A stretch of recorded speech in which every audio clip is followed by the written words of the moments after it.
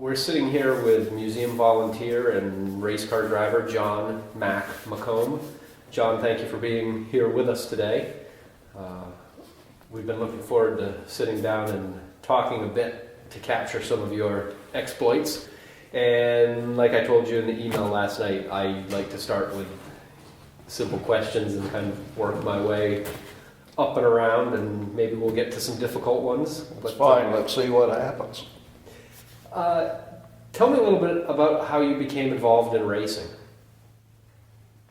Well, it was simple because my fraternity brother had an MGA and a very pregnant wife, and I had a 1956 Ford four-door, and we traded even up.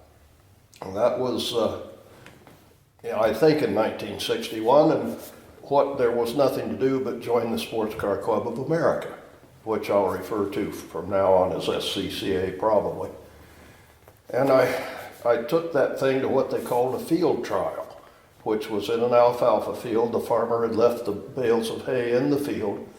They made a serpentine course, and I was the fastest person on that course until later in the afternoon when three people came from Salina with 356 Porsches, and I slipped to fourth.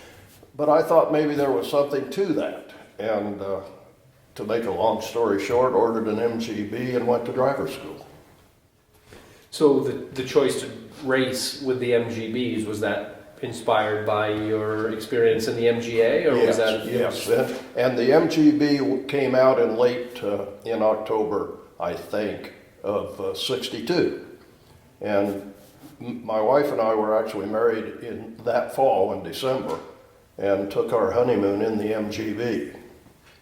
And the next spring, I went to driver's school. Where were you living at the time when this? Manhattan, Kansas. Okay. I was basically on the faculty there as an assistant, whatever, professor. What did you teach? Actually, I was a dorm director. Okay. I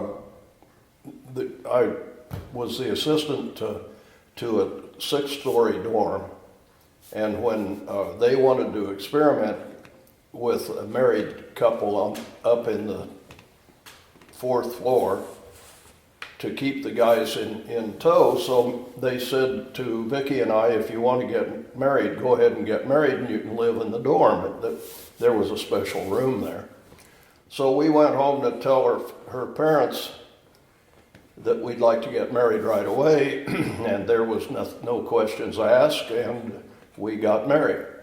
And a year or so later, her father wrote a letter saying he'd put the shotgun away, but he was about to get it out again because he wanted a grandchild. Anyway, that's beside the point. So you mentioned attending racing school. Where did you do that? Green Valley Raceway in Fort Worth, Texas. And it was, I was extremely fortunate in that my instructor was Dale Duncan. Dale Duncan was the chief instructor for that school, but he had driven for Ferrari and Maserati. And there's some neat stories about that. We became quite good friends. We were sitting in the Duncan's kitchen one evening when the phone rang, and Dale answered it, and it was yes sir, no sir, I don't know sir, on and on and on. Have you tried the Riviera? Excuse me. And it was Enzo Ferrari. And he was calling looking for Maston Gregory because Dale Duncan and Maston had married twins from Kansas City. And Maston was a free spirit, had a house on the Riviera, I don't know. There are at least 3 pictures, Ethan, of Maston Gregory jumping out of a race car before the crash. You've told me this story before, but there was a reason for jumping out of the car. Well, it was a bird cage construction, and I looked at a 1970 Ferrari, Ethan, and it was a death trap. Just a scary piece of machinery. Why did he jump out of the race car? It's sort of like the old adage about why would and we're referring to paratroopers or skydiving, is why would you ever jump out of a perfectly good airplane? Why would you jump out of a perhaps perfectly good race car. You had a better chance of surviving. It's very simple as that. How many planes did Paul Richards jump out of in Rhinebeck at the aerodrome there? Yeah. And of course, Paul and I were good friends. So you've already mentioned another career path when you were married. You were working at university. Now I know you didn't rely strictly on racing. You've had a variety of careers, and I'll come back to racing, but I want to hear a little bit about some of the other things that you've done contemporaneous with your racing career. Well, I graduated from Kansas State, and I'd done a master's study, but did not get a master's degree. But I had enough training that I went to work for Buick General Motors in Flint, Michigan, as what they called a college graduate in training, but I was actually just a foreman. And I took that for 364 days and quit. But my degree was in mass communications. And a job had come up at a cooperative in Hutchinson, Kansas, southwest Kansas. It had a membership of 250,000 people, and they wanted somebody that could come in and do a monthly newsletter and do speeches and promote the co-op. And I was actually on the management team of 4 people, and I would have spent the rest of my life there. But the four of similar co-ops merged, and I being the low man on the totem pole, I had no job, so I went to work for the Central State Bank and was able to buy 7% of that. And that lasted for a little while until the majority sold out to a one-bank holding company. And I then bought Maupin Auto Salvage.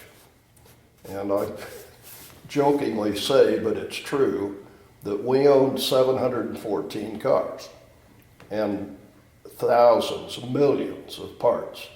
And it took about 10 years to get rid of that. And then we moved to Milford, Pennsylvania. I taught school for Skip Barber, and here we are. I finally retired and came to Maine. So all of this was going on. Your racing career spanned not just years, but decades. So this was not your primary vocation, is that correct? No, I wanted it to be, but it never got there, quite. I did make money a few times, but the Farmers Commission Company president, Jimmy Dean, was very, very fond of me, and he recognized the promotional value, as did Fred Latouille, the president of the Central State Bank. So I basically got all the time I wanted to race. So when you entered driving school in 62, 63, had you set your sights on becoming a race car driver? Yes. Or was this just something that was, I know today SCCA has racing schools that people go to almost as a vacation of sorts. Was it perceived that way, or was it a completely different structure at the time? I don't think it was perceived that way, but I went at it with the idea of becoming a professional driver, and so probably had a little more intensity than some of the others. It's hard to answer that, but with Dale Duncan, he was brave enough to even ride with me.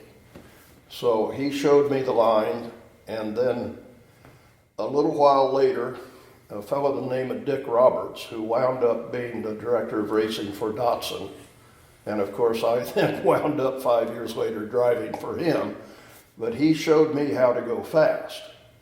And in a matter of 2 years, I was almost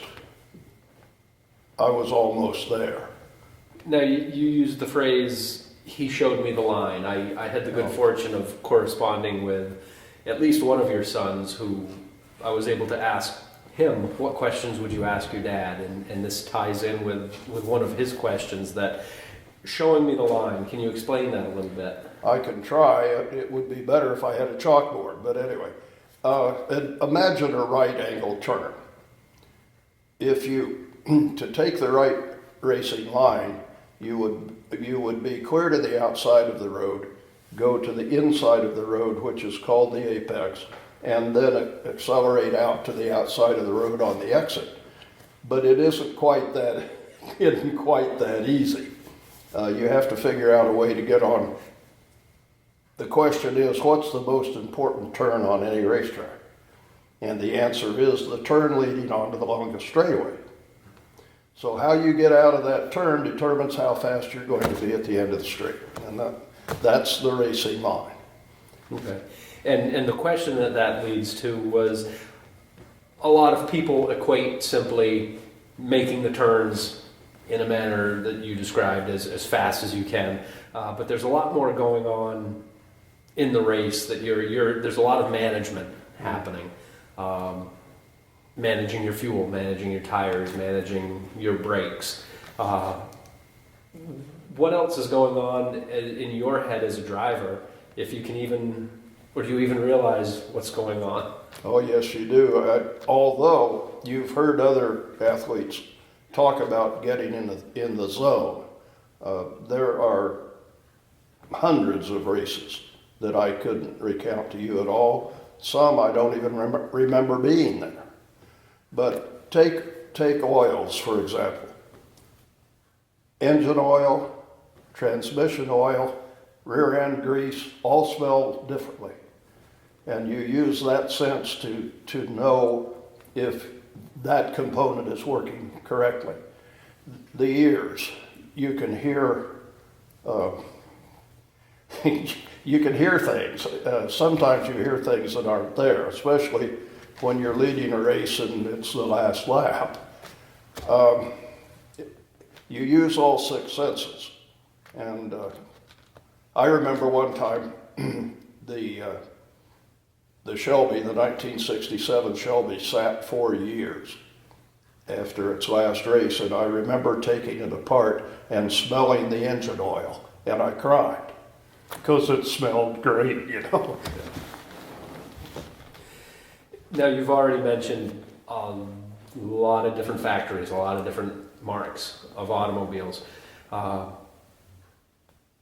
You started in the MGB. Right. Tell me a little bit about some of the other vehicles that you raced. Well, I started in the MGB and then went to the Shelby.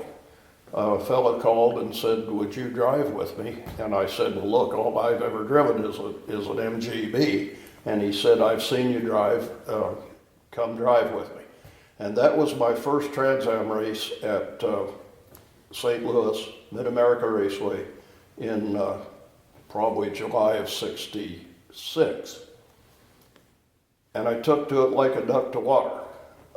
Driving the Ford, although it had 4 times the horsepower, was just like driving the MG, and that's another subject, but which is basically looking over the door. You actually would throw those cars sideways. Either the MG or the Mustang, didn't make any difference. And I qualified that silly thing second. And in fact, was leading the race when the headers fell off. So it was just a natural progression. So having done that, I called my friend Chuck Campwell, and that's another story, and tried to order a Trans Am car, and there weren't any. But later, Ken Miles was killed at Riverside testing the J car, and Chuck called me and there was a car available. Now, that's not to say it was the one they built for Ken Miles, because Chuck to this day won't tell me. But then I won the Fort Worth 6-hour Trans Am in September, and that helped win the Manufacturers Championship for Ford in '66. Well, then I ordered a '67 car. And in '68, I actually got to drive the factory Shelby, but that's another story. In 1969, I was approached by both Porsche and Datsun to drive for them. I chose Datsun because they paid more money. My name isn't McComb for nothing. So I drove the Datsun for 1 year and then went with British Leyland for, 5 years. And I drove the factory TR250, the factory MGB, the factory TR6, the factory TR7, the factory TR8. And after that, or in between, I actually had the factory Lotus for 1 race, and I drove with Al Holbert in the factory Porsches. And I drove for 2 other lesser factories that aren't even worth mentioning. And I was, toward the end of my career, able to drive the factory Dodge Challenger and the factory 512 BBLM Ferrari, which was just a fabulous car. So, I hope that answers your question. It does. It's close enough. Tell me a little bit about some of the people you raced with, and we could start with Group 44. Wow. When were you racing with them? Where in your career does Group 44? They hired me in '72, but I had been driving off and on for them for several years before that. We lived out west in just outside of Wichita, and there was a great race in Wichita in August, and there were times when one or other of the Group 44 drivers could not get there, so I'd fill in. And Bob Tullius had been a friend of mine for a number of years. He and I were very, very close in terms of speed in the Transams, and so we were actually on the on the pole and outside pole. I being on the outside pole at Riverside in the last race in '66, which was the SCCA championship race. Neither one of us finished, unfortunately. But anyway, Bob would call me and say, "Would you fill in?" But I didn't go to work full-time for them until '72, and the reason for that was that Tullius had gone to see his girlfriend in Bangkok, Thailand. And he stepped off the curb, and they drive on the other side of the road, and he got hit by a Datsun taxi. Well, Bob had a gimpy leg. He was a very good football player and actually had signed with the New York Giants. And but he blew his knee out playing Army football, and it hit him on the other leg, and it broke his shoulder, so he couldn't use a pair of crutches or anything. So that's when he hired me, and so Bob was he's still alive, quite a character. I've said about all he did, but he started out with a TR4 and got factory support, and it just went from there. He was a very, very good promoter. Then we had Brian Firstenau, one of the most intelligent people I've ever known. I don't think anybody knows what his IQ was. But we've also had the same thing when I drove for Brock in the Datsuns. We had Mac Tilton, and Mac Tilton designed the clutches that were used in Formula One for years, as well as the Indy cars. Let's see, who else? John Kelly. John Kelly was from Silver Spring, Maryland, I think. He was the 4th driver on the Group 44 team. And John he showed up and then he left. And he'd take his driver's suit home with him to wash it, but he'd put his underwear in his helmet. And 2 weeks later at the next race, he'd get his underwear out of his helmet and put the whole thing on, put his helmet back on. John, I was in the bank then. And I actually was helping with the bond department, the bond portfolio. And Kelly said, come out here and I want to talk to you. So we went out into the infield at one racetrack, and Kelly said, I want to buy some bonds. And I said, well, John, you have to realize that you need to be in the 30th percentile tax bracket for them to work. Oh, he said, I'm in the 30th percentile. Well, now you have to understand that Kelly did not have a phone. He did not have a checkbook, but he wanted to buy these bonds. So I said, well, we'll put you in some Baltimore general obligation bonds. I said, how many do you want? He said, $250,000.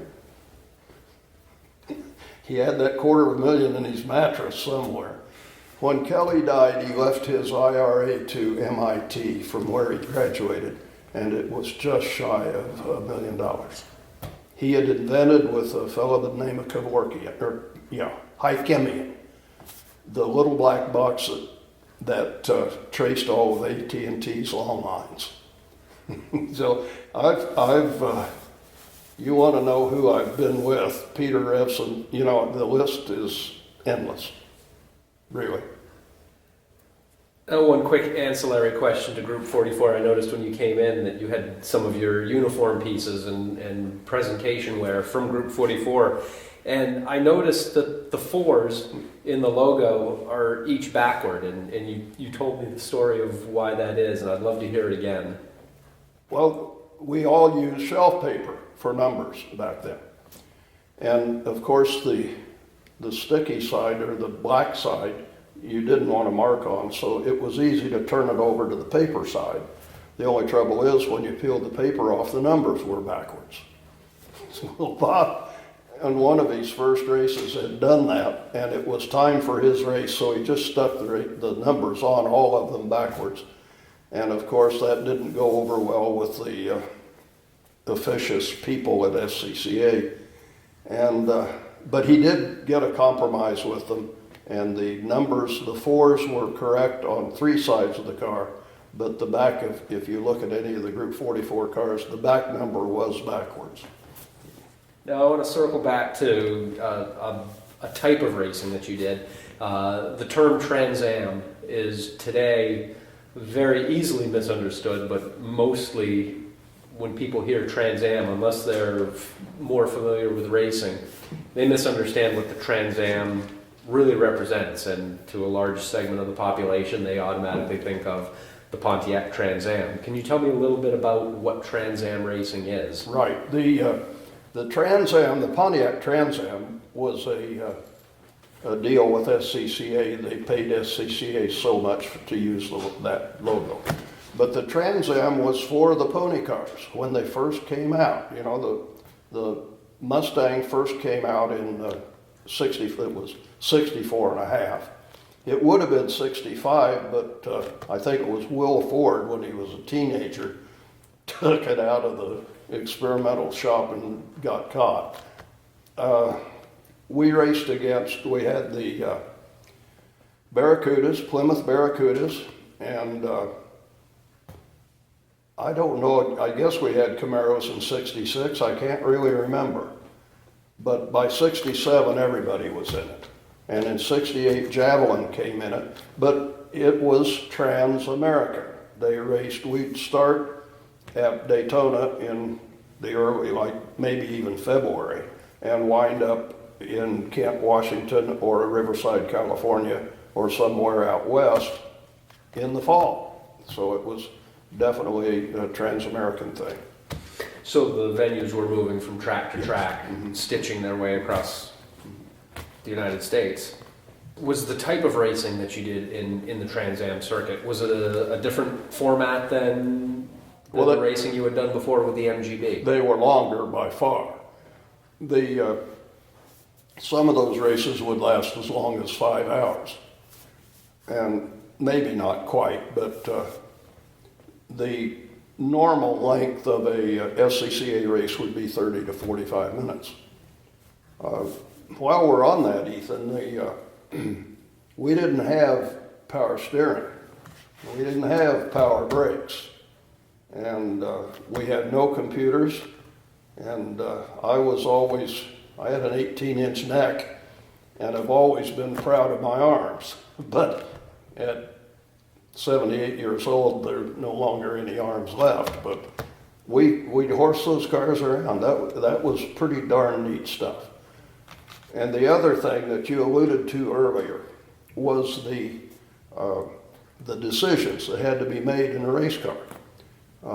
You had to decide where to brake, downshift into what gear you needed to be in, hit your marks, outside, inside, outside.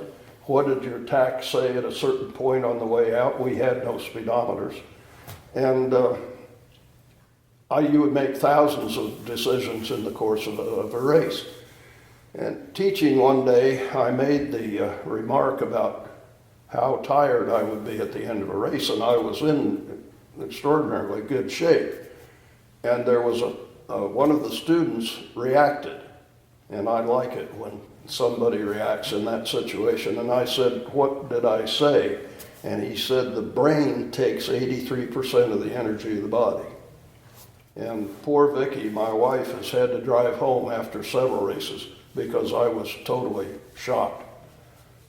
And one time in '68 at Loudon over here in New Hampshire, I had run a rather good race. I'd finished third, the first Mustang. I couldn't get out of the car. Loudon's a very tight course, but that was one of the few times I've had to be helped out of the car. Can you tell me your favorite memory of racing, either on the track or off the track? I know that this was more than just a vocation or an occupation. This was in part a lifestyle. Is there anything that stands out? Any memory that stands out more so than others as a favorite? Wow. I think probably was in the late, about 60s, or about 76 or something, in Brainerd, Minnesota. They were having a special race, and Bob Tullius had the Jaguar at that time. It was a V12 Jaguar, and if they were going to make the trip, he wanted to take another car, so they took the TR6, and they'd put it back in a higher class so I could run with the big boys. But that's not the story. In order to get the crowd jazzed up, they had a special race in rabbits, little Volkswagen Putzers. And Newman was there, and so he was in one of the rabbits, and Tullius was in one, and a fellow by the name of Jerry Hansen, who was a very successful stockbroker, and I think he had savings and loans in Minneapolis. And a fellow by the name of Tuck Thomas, who had a Corvette or something, and Tuck had a haberdashery. And then they promoted that Janet Guthrie would be there. Now, I'll have to explain that Janet Guthrie was, I think, maybe the first woman to drive at Indy. But anyway, I was Janet Guthrie. And they'd taken me out and put me in a state police car with two state policemen. And I was dressed in my driver's suit with somebody's helmet on, because my helmet always had my name on it. And they spirited me into the race car, and they taped some grease rags to my bosom. And Janet's a fairly good-sized lady, so anyway, they got me in the car, and we get ready to do this 5-lap exhibition race. Well, somebody hit me in the back, and I never did recover. I think I finished 5th. So we're parked at the end of that race, and everybody's laughing, and I get out of the car, and here comes Newman. Who is that, you know? And finally he says, McComb, and I won't repeat the rest of it. And I just picked him up and hugged him. He and I were pretty good friends back then. I think that's there are so many memories, Ethan. So were you the only one that knew that you were indeed you and not Janet? Is that? That's correct, yeah. I don't know who hit me in the back. Anyway. Now, you've set me up perfectly for this next question that you perhaps half jokingly posited to me last night, to ask you your opinion of female race drivers. You mentioned that you've impersonated one, apparently. Right. I'd like to hear your thoughts about.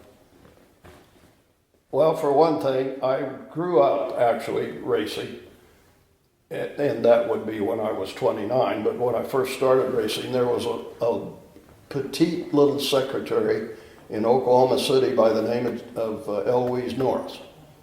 And Eloise drove for the local Datsun dealer, not the 2-liter Roadster, but the one below it. It had a smaller engine. And she graduated from there to a Mini, Austin Mini, not a Cooper, but it had a 900cc engine. It was in a class called D Sedan. And Eloise Norris was the fastest Mini driver in the United States. So, I have absolutely no trouble with women drivers. But what I do have, and another lady driver drove the Ford drag cars and also drove the Ford GTP cars, and that was Lynn St. James. And Lynn was not only very good, she's drop dead gorgeous if she ever sees this interview. But I do have trouble with Danica Patrick's the elephant in the room. Very good for racing. Exceptionally good for racing, but not a good driver. And Rick Mears, who was 5 times Indy champion, many times he won, I don't know how many times he won the Brickyard. He's a consultant now for Penske. Finally put this whole thing into perspective, because for years racing wasn't fun. Indy cars, you couldn't pass it. I thought, I was working on this problem, and I thought maybe the cars were too fast for the racetracks. But Rick put it into proper perspective when all the ground effects that held the cars to the ground, and I drove ground effects cars. When you come out of a turn, you're basically at terminal velocity. And so it's very hard to pass. I think everybody knows what the draft is. You get behind somebody and it breaks the air, but the minute you pull out, you hit a wall of air and you can't pass. And Rick also said it hides a poor driver. And when Danica got to NASCAR, she was a top 30 driver and couldn't go any better. She can hustle a car, but she doesn't know how to race. And my problem with that is that she's taking a seat that some kid coming up needs. He needs the exposure. It's like Tiger Woods on a golf course. You got 20 guys that are ahead of him because he's on his way down. That's unfortunate. But they're on Tiger Woods even if he doesn't make the cut, and these other fellows get no exposure, and that's the trouble I have. One thing you just mentioned is transition. You race. We've already discussed this a little bit. You've raced a wide variety of types of races, but also types of cars. The transition from the MGB to the Mustang, you mentioned that essentially it was 4 times the horsepower, but you felt that you essentially drove the car in the cars in similar fashion. Was there any transition in a vehicular perspective that was outstanding or remarkable to you from one mode to another? I can't think of a thing. I had absolutely no trouble going from the MGB to the Mustang, but the car that I had the worst trouble with was the Triumph TR7 in 1976. I'll try to explain it because if you haven't been there, you don't really understand. But when you put a car into a turn, the back end will actually slide a little bit and then it will catch. And we call it a set. So you just slide the car into a turn, and when that happens, you can power out. That's an oversimplification. But the doggone TR7 took 2 sets. And I couldn't make myself go through to the second one. I did finally, but that was hard. The other problem, very simply, is going from a formula car, or in my case, from a door car, one with fenders, to a formula car. They drive very differently. And a lot of times it's hard for a driver that drives one type of car to get into another one and go fast. And that was certainly the case for me when I went to work for Skip Barber, learning how to drive a formula car. I finally got to where I could, but it took a lot of work. I know you've mentioned attending driving school and teaching school. How did you manage the transition from the car, the closed car with fenders, to the formula type? Were you on your own, or did a team? Did you have a co-rider who talked you through it? What was the process like for you? It was the same process I used to learn to drive. I would follow the fast guy until I figured out what he was doing, and then I'd progress from there. But one of my great friends, Mike Rand, who also taught for Skip, I would follow Mike. Mike was a national champion in several formula cars, and so I learned by following. And pretty soon I'm not ever going to say I was as quick as Mike, but I got pretty close. I was also way past my prime by then. How long did you race? Just from 63 to when did roughly, how long of a... 85. Okay. Somewhere in there. Did you have something to say? Go ahead. Well, No. you have... Benny Parsons was famous. Benny was a great NASCAR driver, but also a very good commentator. And Benny said, and this will probably come out again, but there were 3 things a driver had to learn, or 4 I think it was, and one was how to drive, one was how to pass, one was how to lead, one was how to win, and the other one was when to quit. And I knew when to quit. And that's going back. There are a lot of fellows now in, say, NASCAR that are holding down a seat that should have quit years ago. And you have to admire Jeff Gordon for quitting, because he went out on a high. In the aviation world, they refer to it in a little bit of doggerel as there are old pilots and there are bold pilots, but there are no old bold pilots. It sounds like a similar maxim. Yeah, and I'll tell you, it's hard to give up. But if you look at any of the other sports, Brett Favre didn't want to give it up. I wonder what Peyton Manning will do. I know I'd have trouble. But he may go out on top and he may not. You've mentioned, as I said before, you've mentioned a lot of different vehicles, different marques that you've raced in. Is there any particular car or manufacturer that you hold in higher regard than the others? I thought you were going to ask me what car did I like, what was my favorite car. I'll tell you, Shelby was the best guy to drive for. I got into trouble in 1967 at Stardust International Raceway out in Las Vegas. I was in second place catching Mark Donahue, and when I came in for gas, there was the gas line was plugged, and Shelby came unglued. But for the most part, he was a pretty good guy.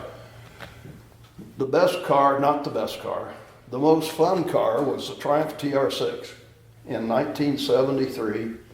That car didn't want to be a race car. It was, it was kind of like this, you know, and you turn it in to take the turn, and it didn't want to go. So you'd have to turn in a little early, which is not what you should do, but it would do this, and pretty soon it would get to the apex and go on. And that thing was the most fun to drive. Bert Levy, he's an author, and I like to count him as a friend. Bert wrote the neat book, The Last Open Road. But he called me one day, not long ago, and he was test driving this Triumph TR6. How do you drive it? Well, I told him just what I've told you. And he called me back later and he said, wow, he said, that's exactly what it did, and I had so much fun. And Bert was a pretty good, okay driver. Well, a little bit later, he was going to do the Triumph TR6. How do you drive that? It's a race car, Bert, just drive it. He said he was never more disappointed. It didn't do a thing, just anyway. So the car I had the most fun with, and Group 44 had said later that the best race I ever drove for them was in that car. But of course, the best car I drove would have been the Ferrari 512 Le Mans car. 190 miles an hour at Sebring. That was a beautiful thing. Beautiful thing. But there were several more. The factory Dodge Challenger, and I promised I wouldn't do much of this, but I set a lap record in Atlanta with that car that still stands. That was a fabulous car. Anyway, I had to sneak that one in. And I know this is difficult, but please don't be bashful. And that's the reason we're doing this, is not to stroke your ego, but this is, we all want to celebrate you, Mac. And, Well, thanks. and I won't. Well, you know my thought on that, but I do. I mean, if you want to know what I did, read the records, but Yeah. it's, anyway. Now we have a proverbial cutting room floor, so don't hesitate. I'm leading you somewhere. I got Because you. It's one of my favorite stories, and I want you to go ahead and if you can remember how you told it to me at the bar at the waterfront, I want the same version of it. I'd love to hear this story as though you were telling me for the first time. It's one of my favorite Mac stories. It's mine too. Yeah. It would have been 1971. Datsun had contracted, I signed a 2-year contract, and they broke the contract. So in 1971, I drug the Shelby back out again. Now by that time, I'd put a Boss 302 in the Shelby. Well, this fellow, Danny Moore, he's gone now. Great guy from Dallas, had bought a Bud Moore, 1970 Bud Moore Trans Am car. And we went to Wichita. He was in my class, but he wasn't getting it. So his mechanic and my mechanic were very good friends. And his mechanic came over and said, would John lead him around and show him the line and everything? Sure, why not?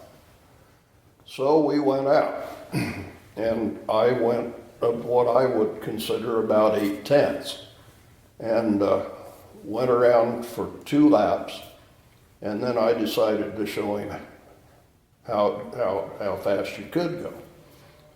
So I'm pounding along at 10/10, and there's a beautiful, if I had to do a turn, to tell you my favorite turn in all racing, it would be the clubhouse turn at Wichita, Kansas. That race was always in August. It was out there in the hot 105-degree weather, but the clubhouse was shaded.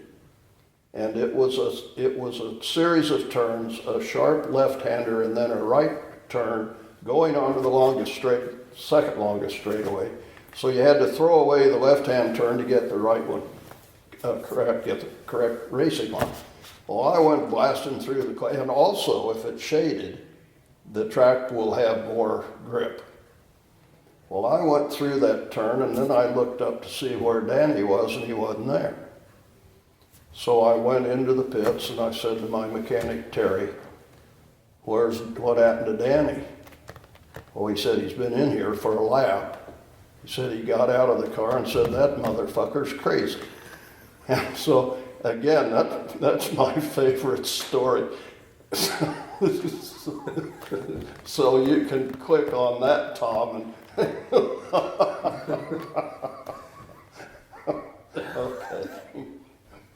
Maybe we want to get a tape of him just saying that SOB is crazy. Yeah. Well, I got it. Yeah. I got it. I thought I'd do that if I told the story. Yeah. This. Thank you for telling it. Well, the way you told I me the could first tell time. you wanted it that way. Yeah. No. It's when I asked you about your favorite memory, you struggled, but I've heard your favorite over and over again. This sounds like it was something that you genuinely love. Be careful. Would you do it again? Oh, yeah. I thought so. I talked to Vicki, actually. I thought that question was coming. And I asked Vicki today, oh yeah, sure. The problem, Ethan, was that I started 10 years too late. And it was the same way with Newman. Newman started way too late. And in fact, I think he might have been in his 40s when he started. Newman was a good race driver, very good race driver. So had I started early, I probably would have gotten further. But, the question is, how did you get to be world class? Well, you can say, how do you define world class? I can say that I have run with the world class drivers, and I've had a Class A FIA license, which would allow me to drive Formula One. But I had a family by then. I was 30 years old, and it just wasn't going to happen. But I had three goals when I started in '63. I wanted to run the 24 hours of Daytona and the 12 hours at Sebring and the 24 hours at Le Mans. I did not get to Le Mans, but there were several things I did get. A couple of national championships and some rides in some fabulous cars. To take the question of what is world class, or how do you become world class, and I know you're having a hard time quantifying that, but is there any factor or perhaps combination of factors that you would say that you could attribute your success to? Yes, but I hate to, it's like bragging, I have, and to this day, I have 178-degree peripheral vision. My eyesight at that time was 2013. And I'll put it this way, Ethan, there are no dumb race drivers. So I had the skills that I was born with, and that had a lot to do with it. The other thing that had a lot to do with it was that as a Kansas farm boy, I got to drive at 13. And I had a 1941 Chevy pickup, and of course they're light in the rear end, and most of the roads in Kansas at that time were gravel or sand. And here's this 13-year-old hooligan going sideways in his daddy's pickup truck. So I had some pretty good car control before I even started. Anyway, I hope that's a good enough explanation. But I took to it like a duck to water. Why did this guy call me and say, come drive this Trans Am car, when all he'd seen me drive was an MG? Why would I say, okay, I'll go drive it? I had no doubt I could. I don't know. It's a combination of a lot of things. Can you answer your own question? Why do you know? Why did somebody see you in an MGB and put you in a Trans Am Mustang? Was it? It was because I came from there and knew the track, and of course I'd met this fellow, Peter Talbot, and we hit it off very well. So he called me.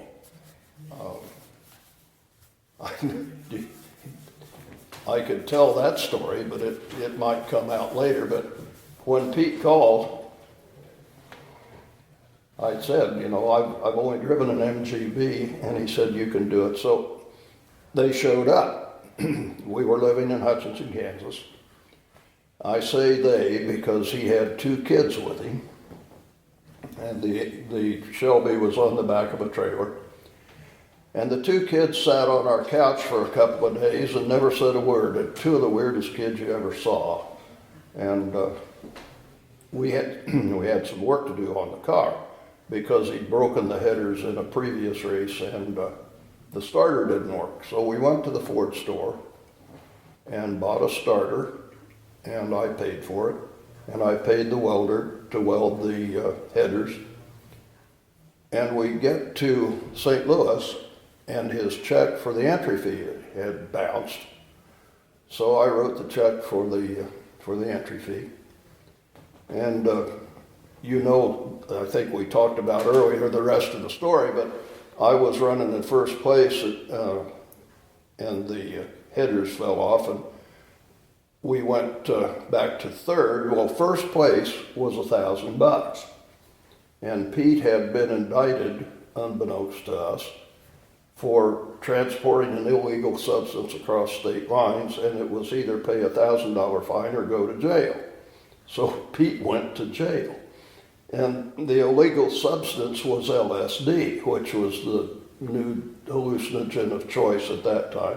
And that's why those kids were so weird, was they were spaced out in La La Land. But it cost, I think I probably spent about $180 on that car to get it into the race, and I complained for years that he'd stiffed me for $180. And a friend told me to shut up, that it was the cheapest introduction into professional racing I was ever going to get. So that put it in its proper perspective. I'm through with my formal questions. Is there a story that you think I should know? Forget about the camera. Oh Lord, not really. I've often said that the best races I ever drove, I didn't win. But no, that's one of the things I'm proud of is I think it was the 1971 Daytona 24-hour. Bob Tullius I'd gotten Bob to drive with me, and I told him, come on down, and I'll give you 40% of the purse. So he and Brian Firstenau flew down in their A36, and somewhere in North Carolina bent a prop, so they had to buy a prop. We were running 5th overall, Ethan, at 19 hours. And at Daytona, there's a big box up in the infield on the foreside with the top 5 cars. And to see your number in it was pretty cool when you're driving by. And speaking of looking out the side of the car, I was going down the back straight about 160 miles an hour at Daytona. And there's a catch fence, and every 10 feet there's a steel pole. And I made the mistake at 160 miles an hour of looking out the side of the car, and it's just a gray wall. And I won't ever do that again. Well, anyway, the word came down Monday morning to come to a breakfast that we were going to get an award. So we sat with the fellow Vince Giamondo, neat guy, that won the thing because we obviously had gone out, and they were awarding the money, and whoever it was, Brian France or Bill France, and I'm getting up on the edge of my chair for a reason. Bill France said to Vince Giamondo, "Vince, come get your check for $6,400. And Tullius said, $6,400? He just thought he was doing it to me for a favor. So anyway, there are a lot of stories, Ethan. That was a fun one. Now, I want to circle back to one of the first things you mentioned, that when you and Vicky were married, you had your own MGB. Was that the car you were racing? Yes. Where is the car today, do you know? In Appleton. And what's happening with it? I'm restoring it. I hope I have the energy left this summer to pretty much finish it up. Yeah. And the reason I ask that is we've talked about you as a driver, but there's more to your automotive association in life than just driving the cars. I want to talk a little bit about some of the cars you've had and what you've done with them. One car in particular that the museum is very familiar with is the Pierce Arrow that was on loan to the museum for quite some time. That was a big part of your life, and I'd like to just talk for a minute about some of your other interests in automobiles other than just driving and racing them. Well, in 1962, the new Jaguar XKE came out, and a friend of mine, of ours, we palled around together, went to Scotland together a couple of times, decided we wanted one of those things, and we both ordered them, and we went to Coventry to pick them up. So we had that car until we sold it just a few years ago. And Vicky, my wife, and our good friend Mary Beth Green were both pregnant. It was in 71, sorry. And they were driving down the street in Hutchinson. And I'll tell you, they're both gorgeous girls. And there were a couple of guys in a car going the other way, and they were hooting and waving and all of that. And our girls went in the Jaguar to a store to buy something, and the guys followed them in, and the girls both got out, and the guys drove off in a hurry. So that's one of our neat cars. We also had, in 72, a XJ12L, a Jaguar. And again, at this time I was driving not for Jaguar, but the same association. We had been to Scotland, and we'd heard a couple of guys talking about their new long wheelbase 12-cylinder Daimler. Daimler being supposedly the lesser quality below Jaguar. And I just figured that there would be a Jaguar. And we went to Lime Rock Park in Connecticut to run a race, and Mike Dale was there. Basically, he was the guy I drove for, although Tullius was hired by Mike Dale. Mike Dale went on to be president of Jaguar. And still a good friend, and I've got to call him because he's making a Newport 29 from the original plan, so I have to see how that's going on. Anyway, I said to Mike, I want to order one of those new long wheelbase Jaguars, V12. And he flared mad. And that wasn't a very good thing for a guy you're driving for, But I said, well, I'm sorry, Mike, why are you mad? And he said, I only found out about that yesterday.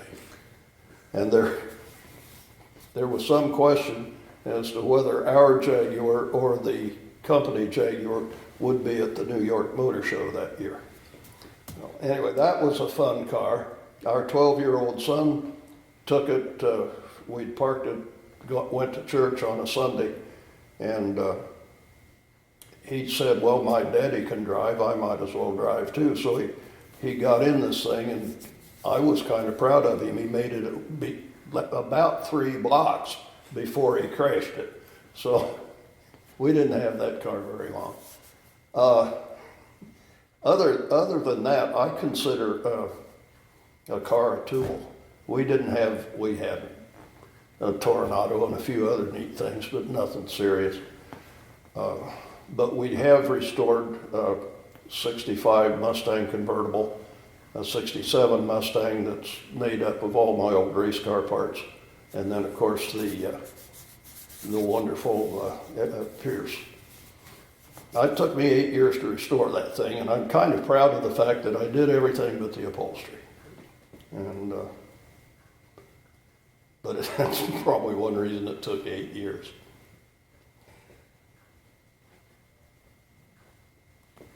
Do you have a favorite car on or off the track? Doesn't matter if it's a race car or even a car that you've owned. Just some. Is there a favorite car for Mac? I don't think so.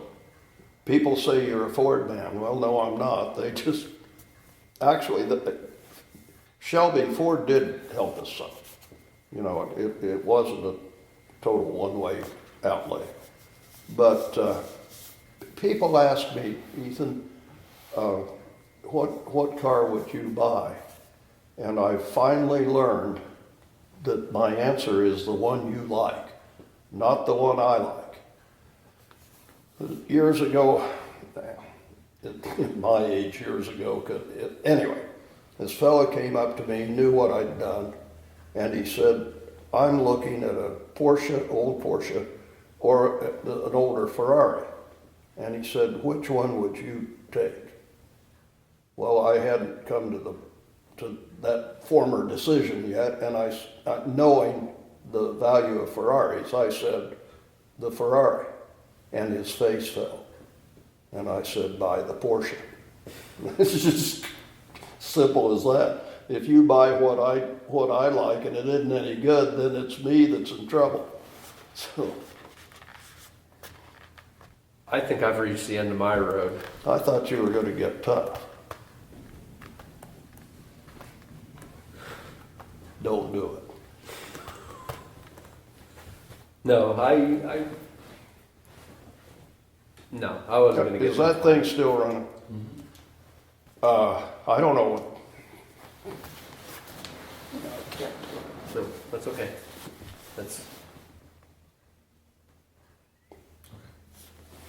No, I can't do it. It's just what's the neatest part of the racing was our friends. Yeah.